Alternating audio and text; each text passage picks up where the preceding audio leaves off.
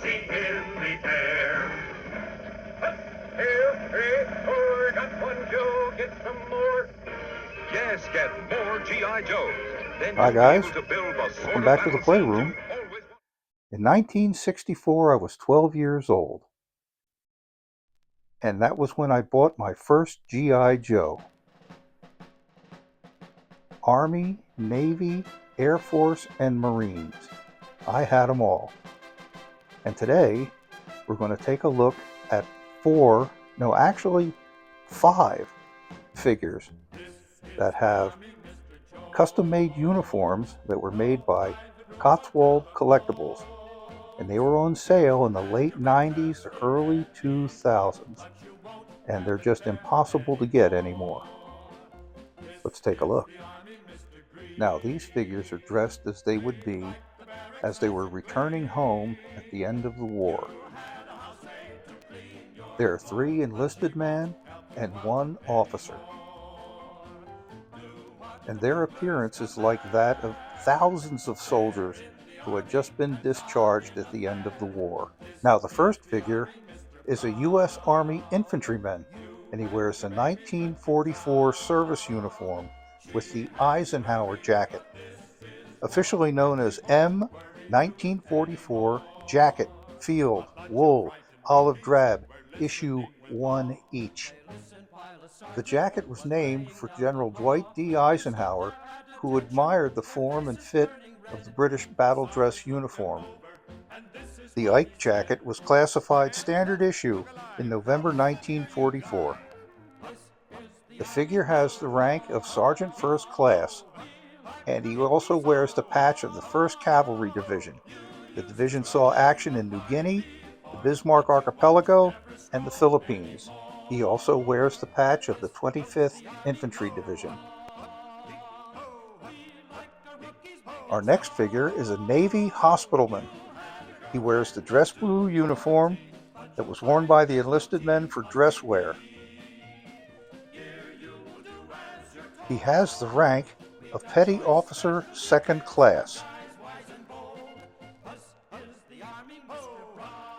And he also wears the 1st Marine Division patch on his jumper that indicates he was assigned to a Marine unit serving as a corpsman.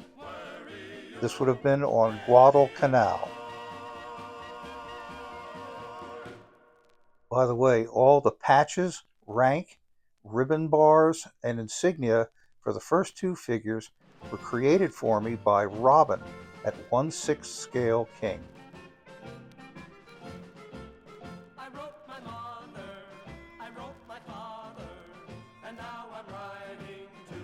Now, our next figure is a member of the Army Air Corps.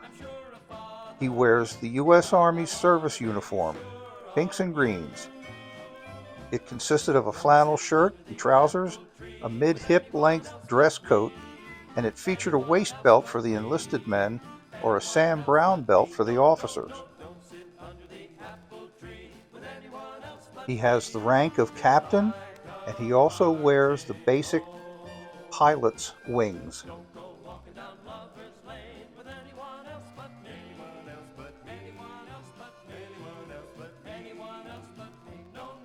Our next figure is a sergeant of the 6th Marine Division.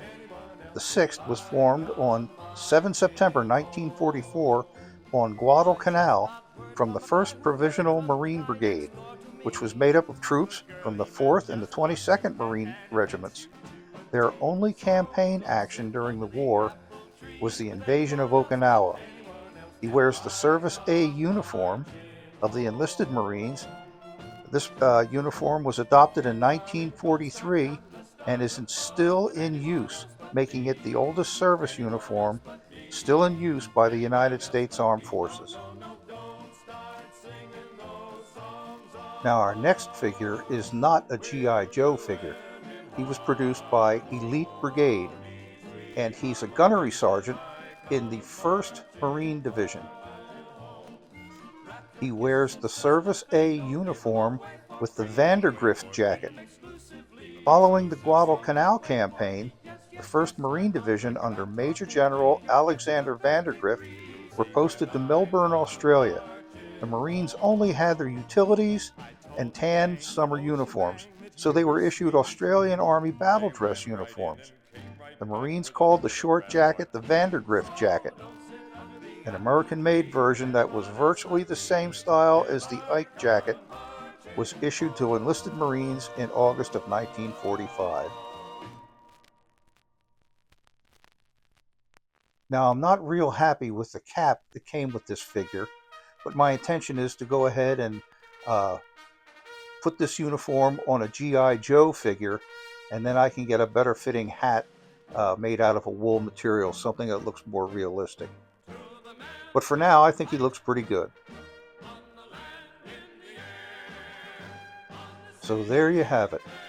Army, Navy, Air Force, and Marines. These are among my favorite G.I. Joe figures. But I've got a lot more, and you have to stop back again to check them out. Well, that's it. Like I said, stop back again. Playroom's always open. Big Sarge is always here. And we'll see you then.